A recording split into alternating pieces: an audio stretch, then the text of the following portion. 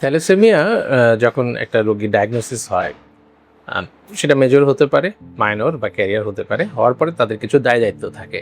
১ম যে দায়িত্বটা থাকে সেটা হচ্ছে ওই পরিবারের যারা সদস্য আছেন, তাদের প্রত্যেকেরই রক্তের থ্যালাসেমিয়া পরীক্ষা করে নেয়া। কারণ এটি একটি বংশগত রোগ।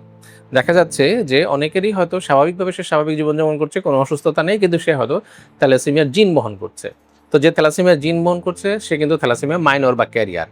তো এটা কিন্তু অ্যাসিম্পটোমেটিক হতে পারে। অর্থাৎ কিছুই নাই। সে কিছুই বুঝতে পারছে না। স্বাভাবিক জীবনযাপন করছে। হতেই পারে। তো এখন সমস্যা কি? সমস্যা হচ্ছে যে এই মানুষটির যখন আবার বিয়ে হবে, সে যদি আরেকজন থ্যালাসেমিয়া ক্যারিয়ারের সাথে বিয়ে হয়, তাহলে বাচ্চার মেজর হওয়ার সম্ভাবনা ২৫%। অর্থাৎ তার একজন থ্যালাসেমিয়া মেজর হতে হলে অবশ্যই তার বাবা-মা দুপক্ষেরই এই জিনটি থাকতে হবে। তাহলে সবারই আসলে এটা আমাদের জেনে নেওয়া দরকার। যদি আমরা একজন ক্যারিয়ার আরেকজন ক্যারিয়ারকে বিয়ে না করে, একজন সুস্থ মানুষকে বিয়ে করে, তাহলে কিন্তু তার আর থ্যালাসেমিয়া মেজর সন্তান জন্ম দেওয়ার কোনো সম্ভাবনা নেই।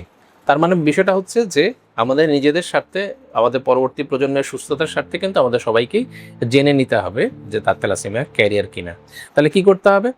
আপনার পরিবারের কারোরই যদি থ্যালাসেমিয়া মাইনর অথবা মেজর যাই ধরা পড়ুক না কেন, ওই পরিবারের যারা আছে, অর্থাৎ ভাই, বোন, বাবা, মা, এমনকি তারা যে পরিবারের সাথে সম্পৃক্ত, অর্থাৎ রক্তসূত্রে সম্পর্কিত, অর্থাৎ তার বাবার বংশের চাচাতো ভাই, ফুফাতো ভাই, এদের সবারই, বা মায়ের দিক থেকে থাকলে মায়ের ফ্যামিলির যারা মামাতো ভাই, খালাতো ভাই, বোন যারা আছে, তাদের প্রত্যেকেরই আসলে এই পরীক্ষাটি করে ফেলতে হবে।